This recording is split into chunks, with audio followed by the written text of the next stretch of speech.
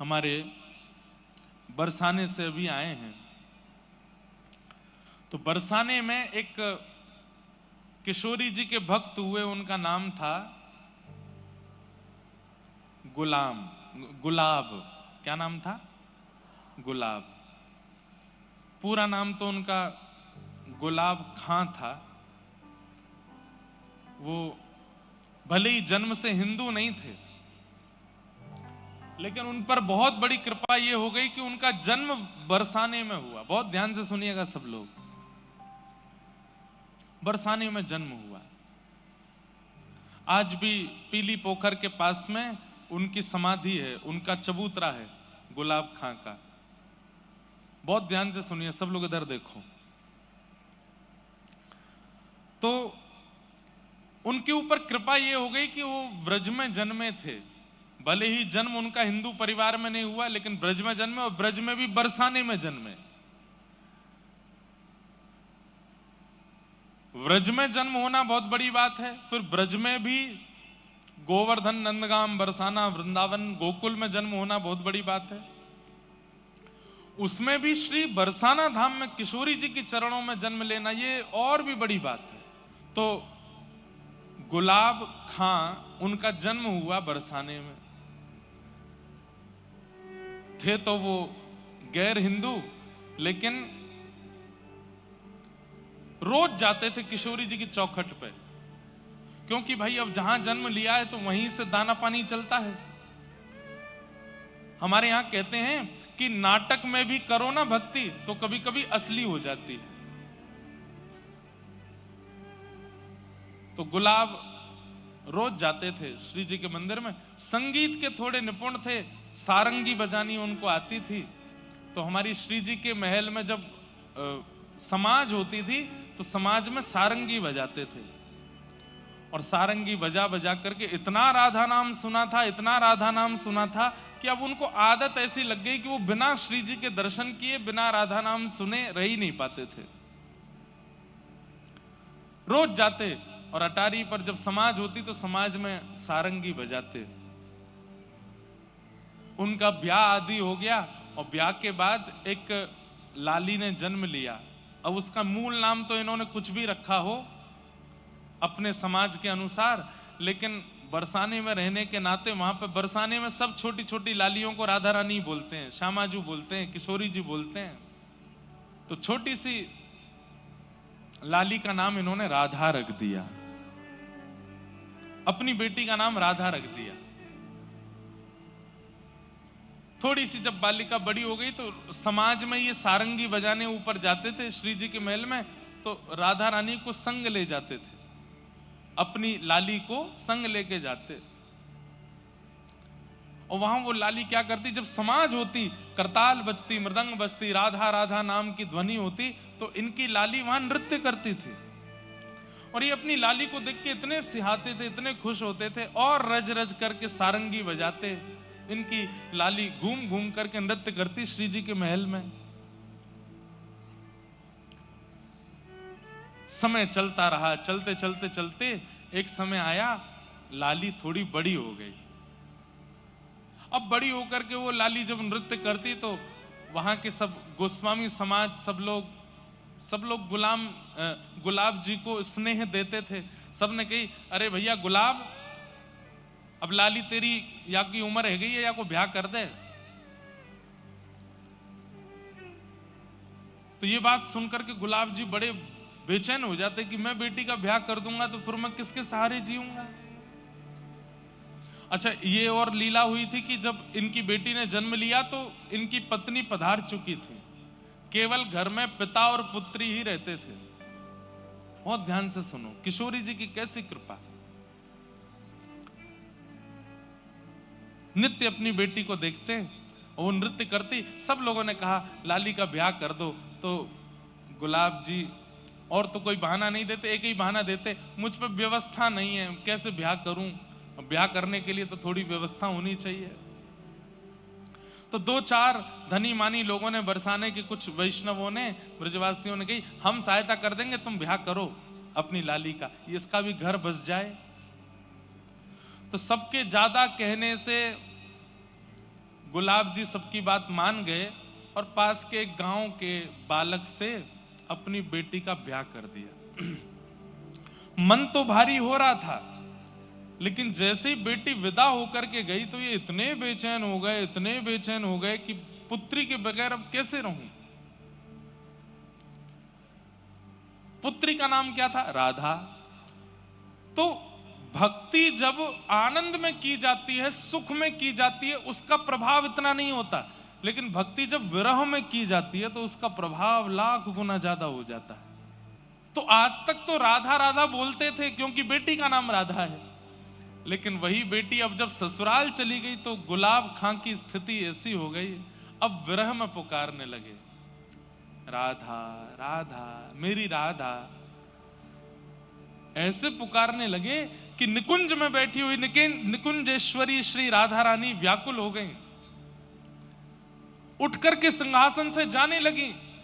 ललता विशाखा ने कहा, कहां जा रही हैं स्वामिनी जी? राधा रानी बोली, मेरा भक्त मुझे बुला रहा। अब बोले, आपको नहीं बुला रहा है, अपनी बेटी को बुला रहा है। किशोरी जी बोली, इसकी बेटी का नाम राधा कितने साल पहले रखा गया? बोले 18 साल पहले। और मेरा नाम राधा कितने साल पहले? बोले 5000 साल पहले। तो बोले, किसका नाम है राधा? बोले, मेरा नाम है। बोले, भले ही कुभाव से पुकार रहा है, मैं तो जाऊंगी। ऐसी हमारी किशोरी जी बड़ी भोली हैं, बड़ी सीधी हैं, बड़ी करुणामयी हैं।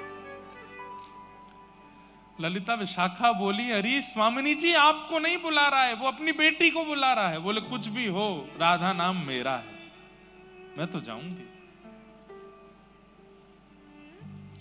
और स्थिति ये हुई कि गुलाब खां इतना बेचैन हो गया अपनी बेटी की याद में कि तुरंत बरसाने से निकल करके उसके गांव जाने लगा। तभी किशोरी जी उसकी बेटी का रूप धारण करके बीच मार्ग में आ गई और आकर के कहा, पिताजी। अरे बेटी तुरंत दौड़ करके अपने हृदय से लगाया। आज जैसे ही अपनी पुत्री को हृदय से लगाया तो ऐसी अनुभूति उसको जीवन में कभी नहीं हुई जैसी आज हो रही है, क्योंकि किशोरी जी हैं, लाली नहीं है उसकी। पिताजी इतनी धूप हो रही है, इतनी गर्मी हो रही है, आपको प्यास लगी होगी। तुरंत अपना पानी जल लेकर के आई किशोरी जी, पिला दिया। पिताजी एक बात आपको समझाऊं।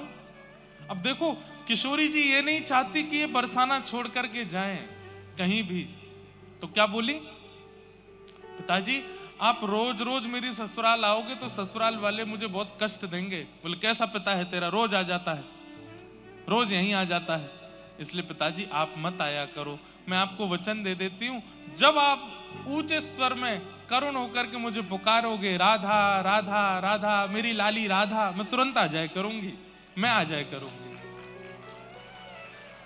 अब गुलाब खां के लिए किशोरी जी नहीं बोल रही हैं, गुलाब खां को तो अपनी बेटी दिख रही है। बोले, मेरी बेटी कह रही है, अच्छा लाली तू आ जाएगी? बोले, हाँ। और वही होता, गुलाब खां जब जब पुकारते किशोरी जी पुत्री का रूप धारण करके आ जाती और आकर के बैठ जाती उनके। बहुत दिन निकल गए, रोते रोते पुकारते, लेकिन किशोरी जी नहीं आई। तो जब पुत्री नहीं आई तो मन में सोचने लगे, मुझसे तो मना कर दिया कि मेरे ससुराल आना नहीं, और आप पुकारोगे तो मैं आ जाऊंगी, अब इतने दिन से बुला रहा हूं, आ नहीं रही है। तो श्री राधा रानी की चौखट पर पहुंच गए, अर्धरात्रि में जाकर के सिंह द्वार पर बैठ गए और वहीं बैठ करके रोने लगे, मेरी राधा मेरी राधा, पुकारने लगे। और जैसे ही पुकारा इतने में ही श्री किशोरी जी प्रकट हो गए। 3 दिन से कुछ खाया पिया नहीं था गुलाब खां ने। और किशोरी जी प्रकट होकर के बोली, पिताजी का भयो, आप काई को इतने परेशान है रे? अरे लाली मैं तुमको कितनों बुलायो, तू काई को ना आई? बोले, पिताजी अब आ गई ना।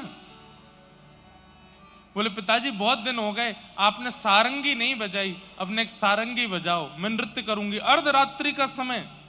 तुरंत गुलाब खां सारंगी लेकर के आए, बजाने लगे और छोटी सी उस आंगन में किशोरी जी ही राधा का रूप धारण करके, मतलब उनकी पुत्री का रूप धारण करके नृत्य कर रही हैं और श्री गुलाब खां सारंगी बजा रहे हैं। आज इतने दिनों बाद गुलाब खां जी ने फिर से सारंगी बजाई और श्री राधा उनकी पुत्री के रूप में किशोरी जी नृत्य कर रही हैं। और नृत्य करते करते गुलाब खां जी को इतनी बेचैनी हुई कि मैं अपनी लाली को अपने हृदय से लगा लूं, तो तुरंत सारंगी रोक करके हृदय से लगाने के लिए दौड़े। उसी समय मंगला का समय हो गया। किशोरी जी के महल वृषभानु नंदिनी श्री बरसाने में मंगला का समय था। तो किशोरी जी नृत्य करते करते मंदिर की ओर दौड़ी। पीछे पीछे गुलाब खां भी जा रहे हैं। गोस्वामी ऊपर सेवा के लिए महल में जा रहे थे, उनको किशोरी जी नहीं दिखी, लेकिन पीछे पीछे राधा राधा कहते हुए गुलाब खां जा रहे हैं, वो दिखाई दिए। वो चिल्लाए भी, अरे गुलाब, अरे कहां दौड़ो जा रहा है, अरे कहां को जा रहा है। नहीं सुने, पीछे पीछे दौड़ते चले गए। पुजारी जी ने सोचा गोस्वामी जी ने कहीं जा रहा होगा। राधा वैसे भी अब जब से इसकी बेटी का ब्याह हुआ ये बेचैन ही रहता है, अपनी बेटी की याद में ही रहता है। ऊपर जाकर के गोस्वामी जी ने मंगला की। आपस में फिर चर्चा होने लगी, अरे आज सुबह सुबह गुलाब खां राधा राधा करता घूम रहा था, दौड़ता दौड़ता कहीं जा रहा था, पता नहीं कहां गया।